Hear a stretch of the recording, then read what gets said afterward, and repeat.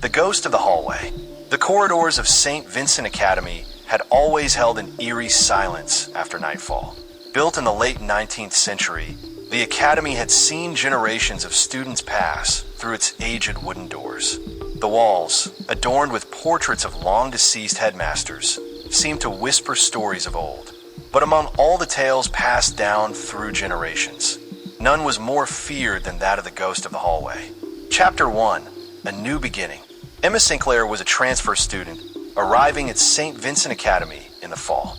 Unlike most students who trembled at the school's many ghost stories, she was more intrigued than frightened. She had always been drawn to mysteries and had an insatiable curiosity for the unknown. Her dormitory was on the 3rd floor of the East Wing, the very hallway where the ghost was said to roam. Her first night was uneventful. The old wooden floors creaked under her steps, and the occasional gust of wind howled through the cracked windows. But nothing seemed out of the ordinary yet. Chapter 2. The First Encounter. A week later, Emma heard it. A soft, rhythmic tapping echoing down the hallway. At first, she assumed it was another student sneaking around past curfew. But as she stepped outside her room, the corridor was empty. The tapping stopped. The following night, it happened again. This time, it was followed by a whisper. A voice, barely audible, calling her name. Emma's roommate, Sarah, refused to acknowledge it.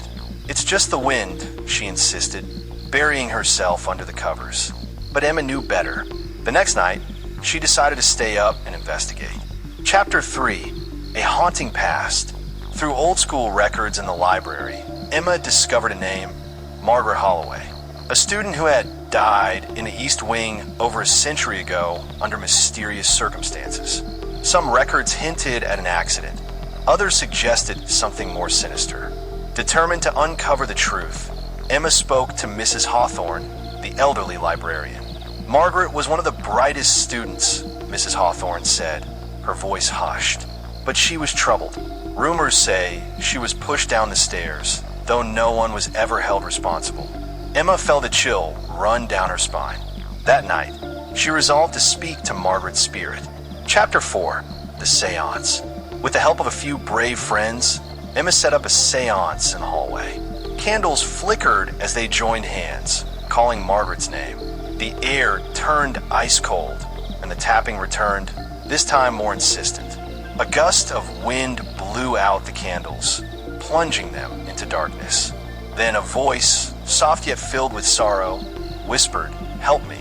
Suddenly, the sound of heavy footsteps pounded down the hallway, yet no one was there. The wooden floorboards groaned as if something unseen were pressing down upon them. A chilling wail erupted from the walls, sending Emma and her friends scrambling to their feet. As they ran, they glimpsed a shadowy figure at the end of the hallway. Its eyes glowed a deep, burning red, and its mouth stretched open unnaturally wide, emitting an ear-piercing shriek. The air reeked of decay, and the walls trembled as unseen hands clawed at the wood. Chapter 5. The Truth Revealed. Emma's investigations led her to a hidden passage behind one of the old portraits. Inside, she found Margaret's diary. The entries spoke of a jealous rival, a struggle near the staircase, and a tragic fall. Just as Emma turned the final page, a shadow loomed behind her. The ghostly figure of a girl in a Victorian-era uniform stood there, eyes filled with pain. "I just wanted someone to know the truth," Margaret whispered. Then, suddenly, the ghost's face twisted in agony, her spectral form flickering violently. A deep, guttural laugh echoed from the darkness, and another presence made itself known, a malevolent entity, far older and darker than Margaret. The walls bled black ichor, and a deafening screech filled the air.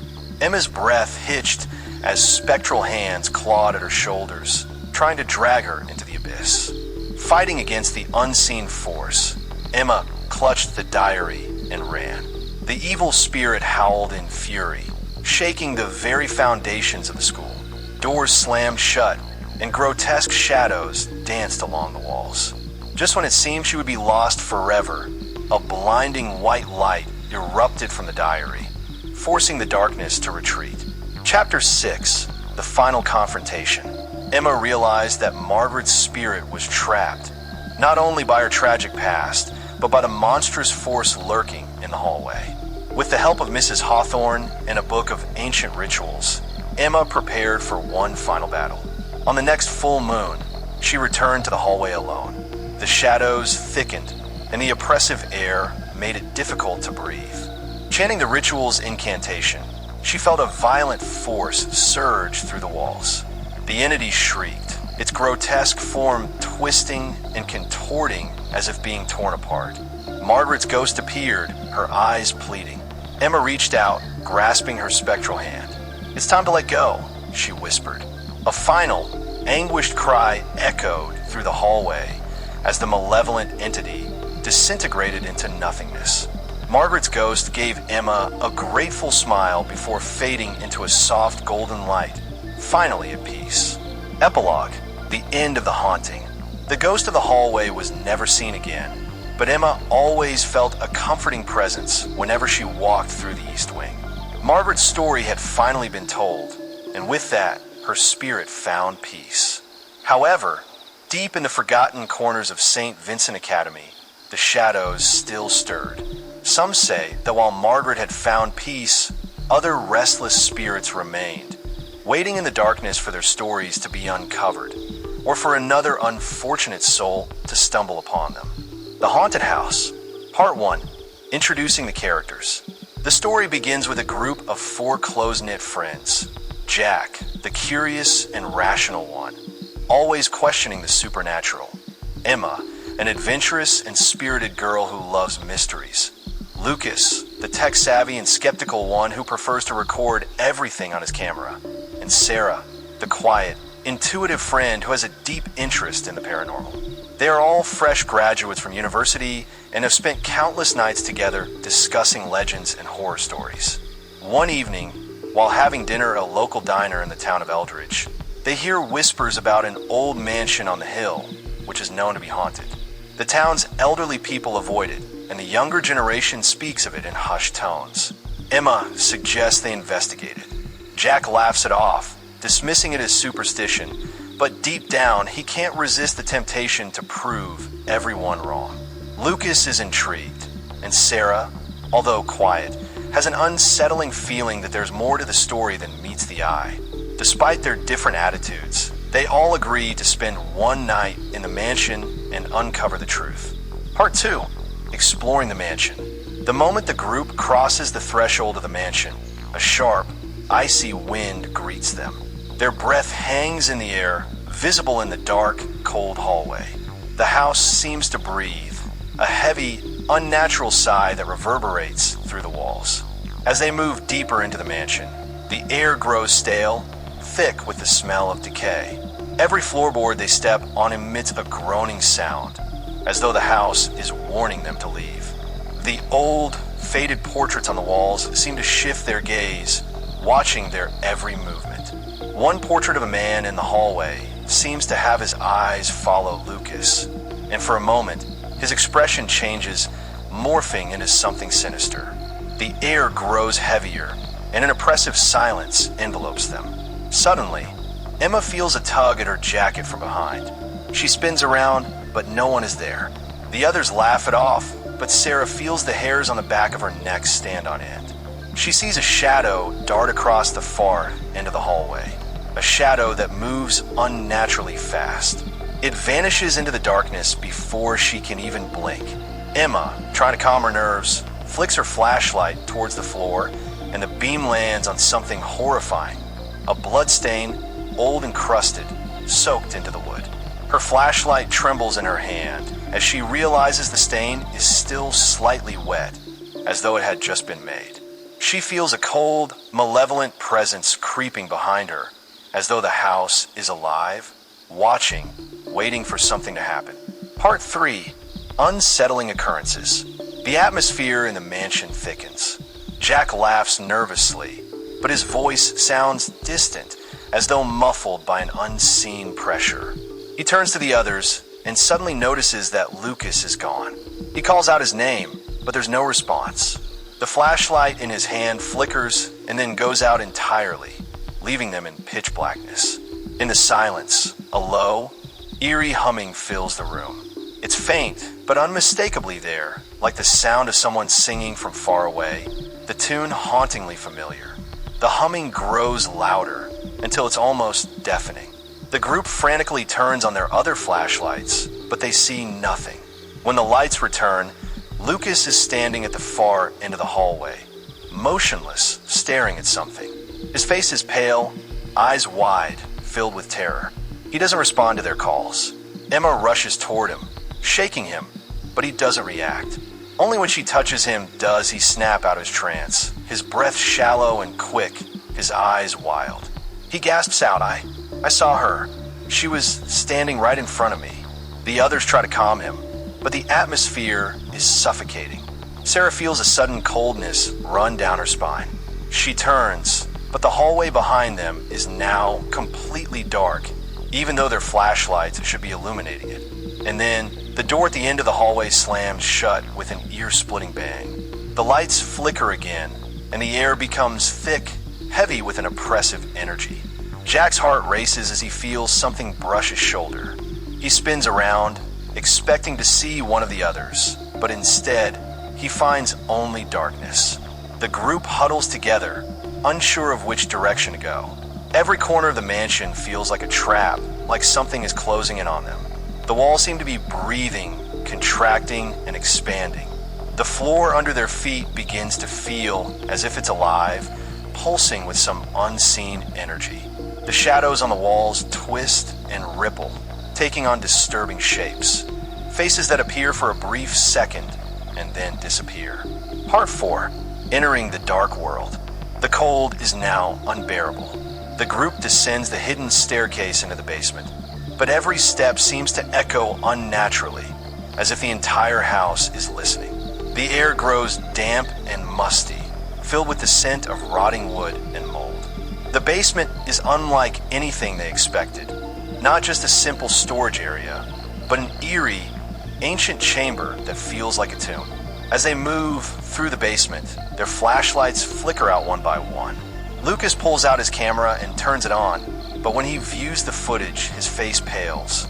The lens shows something that shouldn't be there. A figure standing just behind Emma, its face twisted and ghastly, its eyes hollow black pits. They all see it, but when they turn around, there's nothing behind her. The figure vanishes as though it never existed. But they all feel it now. The presence, the watching, the waiting. It's real. Sarah feels a cold hand on her back. She spins around, but no one is there. The feeling lingers, like invisible fingers caressing her skin.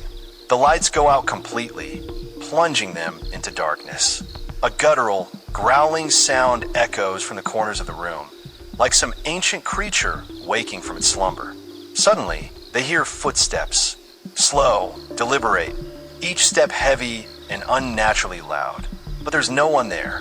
The footsteps come closer and closer until the sound is right behind them. Emma screams as something brushes her neck, but when she spins around, there's nothing but the emptiness of the room. And then they see it, an altar in the center of the room. Surrounding it are faded, cracked symbols, some scrawled hastily and others intricately carved into the stone. At the foot of the altar lies an old, tattered book covered in a black, sticky substance that seems to pulse and move as though it's alive. Part 5. The Battle with Darkness. The group attempts to break the curse by performing the ritual described in the book, but things only grow worse. The air around them becomes thick and oppressive. Jack tries to speak the incantation, but his voice comes out wrong, warped, as though something is controlling his every word. The walls of the basement groan, and the ground beneath their feet begins to shake violently. Suddenly, Lucas is lifted off the ground by an invisible force. His body is thrown across the room, slamming into the wall with a sickening crack. His flashlight flickers and dies, leaving him motionless in the dark. Emma screams, rushing to his side, but the moment she touches him, he gasps, his eyes wide with terror. His voice is a whisper, barely audible. It's in my head. It's in my head. A dark mist begins to form, swirling around the altar. The room grows colder, the air so frigid that their breath crystallizes in front of them. Sarah hears the whispers again, but now they are clear. They are speaking her name, calling her to join them. Out of the mist, a figure appears, a tall, shadowy figure with a wide, grotesque grin stretching across its face. It steps forward, its limbs long and twisted, as though it doesn't belong in the physical world.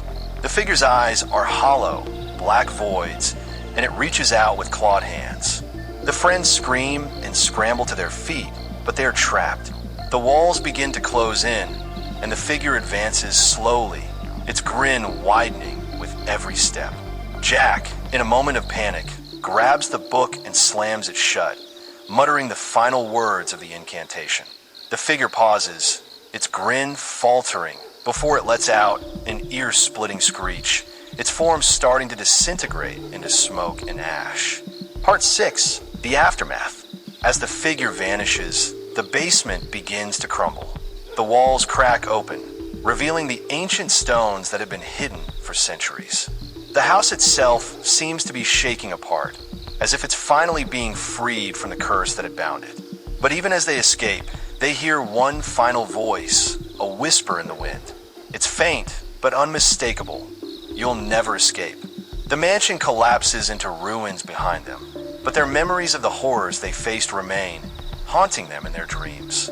The curse may have been broken, but the trauma lingers, forever altering them. As they leave Eldridge, they are forever marked by their encounter with the supernatural.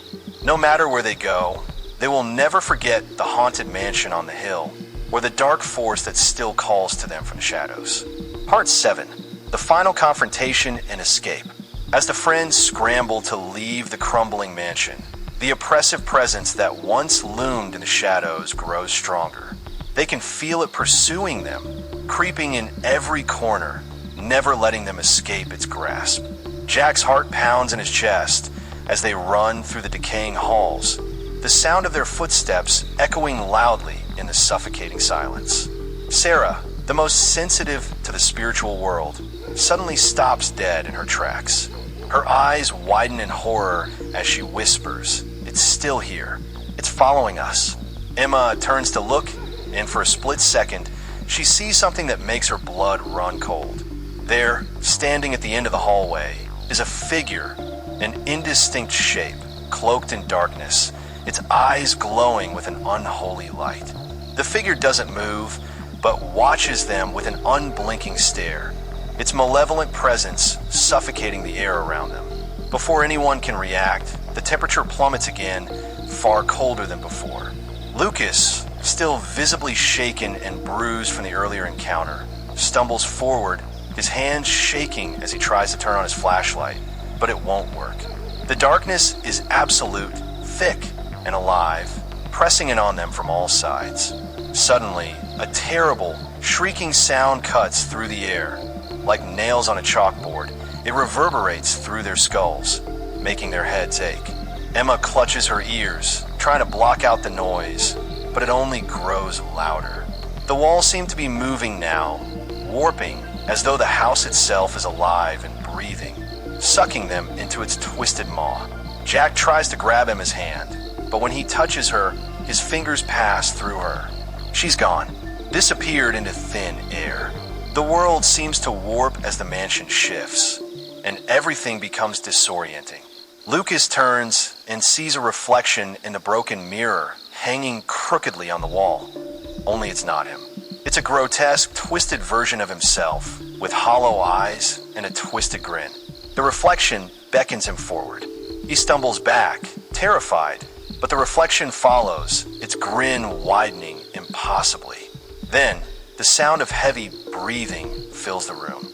It's loud, ragged, and coming from behind them. The creature that had been stalking them, the one they had encountered in the basement, emerges from the darkness, its long, bony fingers scraping against the floor as it crawls toward them, its eyes glowing like embers in the night. It moves quickly now, its limbs cracking and snapping unnaturally as it gains speed. The friends try to run, but the air feels thick, as if the house itself is trying to trap them. Emma suddenly finds herself paralyzed, unable to move as the creature looms closer, its breath hot and foul on her skin. Sarah, overcome with an overwhelming sense of dread, whispers desperately, "The ritual! We need to finish the ritual!" Her voice is hoarse, barely audible, but in that instant, they realize they need to finish what they started. The final moment of desperation. They race back to the basement, where the altar still stands, the symbols glowing ominously beneath their feet. Lucas, still clutching the book they found earlier, holds it open. But before they can begin the ritual, the house shakes violently. Jack looks up and sees that the shadowy figure, the dark presence they've been fleeing from, has manifested completely. It is enormous now, filling the entire room, its form made of swirling shadows and smoke, its eyes burning with hatred. Lucas fumbles with the pages, trying to find the last incantation. But the pages are moving, as if the book itself is alive, twisting and turning as though trying to keep the words hidden. In a frenzy, he finally locates the final words of the ritual, which require the sacrifice of something pure, something that hasn't yet been corrupted by the house's malevolent energy. Sarah, with her deep connection to the spirit world, steps forward. She knows what must be done. Without hesitation, she places her hands on the altar and begins to chant the final words, her voice trembling but steady. As she does, the air around her grows colder, and the shadows seem to lash out at her, attempting to drag her into the dark abyss. Suddenly, the shadowy figure lunges at Sarah, its claws extended to tear her apart. But before it can reach her, Emma steps forward, hurling the journal into the center of the room. The moment the book hits the floor, a blinding light erupts from the altar, enveloping the mansion in a brilliant flash. For a split second, everything stops. The darkness, the terrifying presence, the creatures, the house itself. And then, in a moment of agonizing silence, the mansion begins to collapse, the walls crumbling into dust, the floors cracking apart. The shadowy figure lets out a scream that shakes the very foundation of the earth before it vanishes into the ether, its power finally broken. The escape and final horror. The group manages to escape through the front door just as the house collapses into rubble behind them. They run as fast as they can, desperate to get away from the nightmare they've endured. But even as they reach the edge of the hill, they hear something that makes their blood run cold. From the ruins of the mansion, a low, guttural voice calls out their names, one by one. It's the voice of Lord Edmund Hawthorne, the original master of the house, whose betrayal had caused the massacre. His voice echoes through the trees, though the mansion is no longer standing. Sarah turns and sees a figure standing amidst the rubble, a shadow, twisted and broken, watching them. The figure is draped in the tattered remnants of what looks like an old, aristocratic robe, its face hidden in the darkness. But she knows, without a doubt, that it's Edmund. "You cannot escape," his voice hisses through the night. "You will always be a part of this place, bound by its curse." The group runs, but no matter how far they go, they hear the whispers in the wind calling them back. Sarah clutches her head, her mind overwhelmed. She sees flashes of the mansion, the horrors they experienced, and the spirits of the dead still lingering. As they leave the town of Eldridge behind, they think they've escaped the nightmare. But in the pit of their stomachs, they know the truth. They are forever marked by the house, by the spirits, and by the curse of Lord Edmund Hawthorne. No matter where they go, the darkness will follow, a lingering presence. Years pass, and the group goes on with their lives. They move to new cities, meet new people, and try to forget the horrors they faced in that cursed mansion. But deep down, they all know that something is still watching, waiting for the right moment to claim them. Late one night, Sarah sits in her apartment, alone. The wind howls outside, and she hears a faint knock at the door. When she opens it, there's no one there, only an old, dust-covered journal lying on the doorstep. The same journal that they had burned all those years ago in the mansion's basement. She picks it up, feeling a cold chill run down her spine. The pages flicker open to a new entry, written in blood-red ink. "You have not escaped. You never will." As she stares at the words, a cold hand brushes her shoulder from behind. The whisper comes again, louder this time. You'll return one day. The house on the hill is waiting. The gatekeeper of hell. The air was thick with the stench of sulfur and decay. Deep beneath the world of the living, where shadows danced without light, a massive obsidian gate stood firm against the tides of restless souls. This was the entrance to the underworld, and its guardian was known only as the gatekeeper. The gatekeeper was a towering figure, draped in a dark, tattered cloak that billowed as if caught in an eternal storm. His face was hidden beneath a hood, revealing only glowing crimson eyes that burned with the intensity of hellfire. Chains wrapped around his massive arms, the clinking of their metal echoing through the abyss like a cursed melody. The ground beneath him was cracked and scorched, with skeletal hands reaching out from the depths, clawing desperately at his feet as if seeking salvation that would never come. Occasionally, the hands twitched and convulsed, as if still tormented by their unending suffering. His duty was clear. No soul would enter or leave hell without his command. For centuries, he had stood vigil, unwavering, unyielding, a sentinel between the realms of the living and the damned. The wails of the condemned were his only company, their cries a never-ending symphony of agony. Faces contorted in eternal screams flickered through the swirling mist, appearing and disappearing like ghastly illusions, whispering his name in raspy, pleading voices. But as with all things, change was inevitable. One fateful night, the gatekeeper sensed a disturbance. A soul unlike any other approached the gates. It had not groaned in despair or wail in agony like the others. Instead, it walked with purpose, its form shifting like smoke in the wind. When it finally reached the gatekeeper, it spoke in a voice neither male nor female, neither old nor young. Its presence carried an unnatural chill, and the very shadows seemed to recoil in fear. The air around it crackled, and the sound of distant screams seemed to grow louder, as if something was clawing its way toward them from the void. "You have been here for a long time, haven't you?" It whispered, its voice like 1,000 tortured souls speaking in unison. The gatekeeper did not respond. He merely studied the entity before him. "You are bound here, yet you were once free. Do you remember?" Something flickered in the depths of the gatekeeper's memory, a sensation long buried beneath the weight of his duty. He had not always been a guardian. Once, he had been something else, someone else. Then, the shadows around them surged, twisting into grotesque figures, their hollow eyes filled with endless torment. Their mouths stretched wide, releasing inhuman shrieks that caused the very walls of the abyss to tremble. They clawed at him, whispering his forgotten past in voices that dripped with venom. "You were a warrior," the soul whispered, "a hero who defied death itself. And in your defiance, you became this." The gatekeeper clenched his fists, the chains tightening around his arms. Visions of a past life surfaced, battles fought under blood-red skies, a kingdom that had once called him their protector, and a love he had vowed to return to. But he had fallen, and in his fall, he had been condemned to serve as hell's eternal watchman, cursed to stand among horrors beyond human comprehension. The walls of the underworld trembled as an unholy growl echoed through the abyss. A pair of unseen eyes suddenly opened in the darkness beyond the gate, massive and pulsing with malevolence.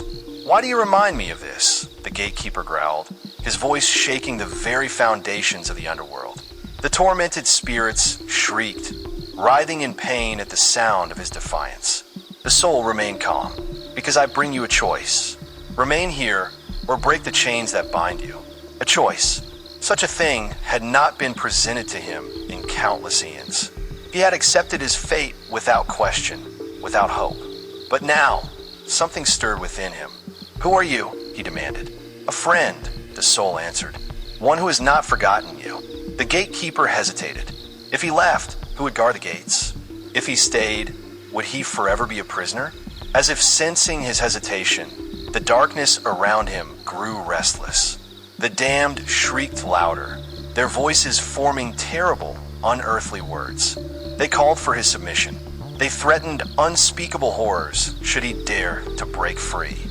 Something massive shifted in the abyss behind the gates, and a chorus of guttural snarls filled the air. Something was waking up. The chains around his arms glowed, reacting to his thoughts. He had been bound for so long, had served without complaint. But now, with a mere whisper of forgotten memories, doubt crept in. He could feel the agony of every soul that had passed through these gates. Their suffering had been eternal. Was he truly any different? The soul extended a hand. Choose. For the first time in an eternity, the gatekeeper moved not out of duty, but out of desire. He reached out, his massive fingers trembling. As his hand touched the souls, the chains shattered, releasing a shockwave that sent tremors through the underworld. The very sky of hell cracked, and from the fissures poured rivers of blood, the anguished screams of the tormented echoing as if the abyss itself were weeping. The gatekeeper fell to his knees, gasping as something long lost returned to him, his name. He was no longer just a guardian. He was once again a man, a warrior, a free being. But the underworld did not take kindly to deserters. The gates remained, but they no longer required a master. The souls that entered and left did so under their own accord, as justice and fate dictated. As for the former gatekeeper, he rose, his form shifting, the darkness receding from his being. But from the depths of hell, something monstrous stirred, awakened by his rebellion. A deep, guttural roar echoed through the abyss, and unseen horrors clawed at the veil of reality, desperate to drag him back. Suddenly, a hand, not skeletal but something far worse, slammed against the obsidian gate from the other side. The surface cracked, and a low, reverberating growl slithered through the cracks, filled with venom and hatred. Then the gate burst open. From within the abyss, horrors beyond comprehension spilled forth. Shapeless beings with mouths stretching endlessly, eyes that bled darkness, tendrils dripping with burning shadows. They howled with rage, their shrieks strong enough to shatter bone. The gatekeeper knew that this was the consequence of his choice. Hell had been unchained. With no other option, he turned to the soul. We must seal it. Too late. It whispered, its form now shifting into something else. Hell does not forgive. The last thing the gatekeeper saw was the abyss swallowing the world, as he was dragged back into the nightmare he had tried to escape. And so, the gatekeeper returned, not as a man, not as a warrior, but as something far worse. The new horror of the underworld. Hell had claimed its own once more.